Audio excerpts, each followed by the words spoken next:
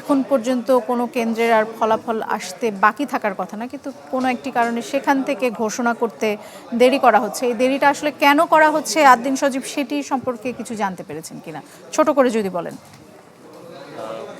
আসলে এটা যখন দেরি হয় তখন নানামুখী প্রশ্ন ওঠে মানুষের মধ্যে যে এই দেরির কারণটা কি, কেন দেরি হচ্ছে। সেখানে যে প্রশ্নগুলো ওঠে সেখানে শঙ্কাও তৈরি হয় যে কোনো কিছু হচ্ছে কিনা। এবং চায়ের কাপে সমাজ বদলের ঝর্ণা তুলে আগে গোছান নিজেকে। প্রিমিয়ার টাইটানিয়াম আলমিরা, গুছিয়ে ফেলুন জীবনটাকে।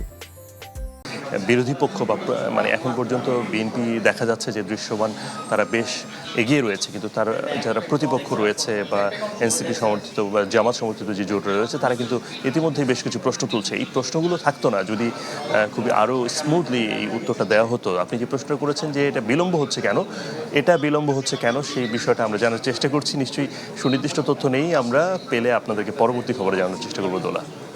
জি, অসংখ্য ধন্যবাদ আপনাকে আদ্দিন সজীব।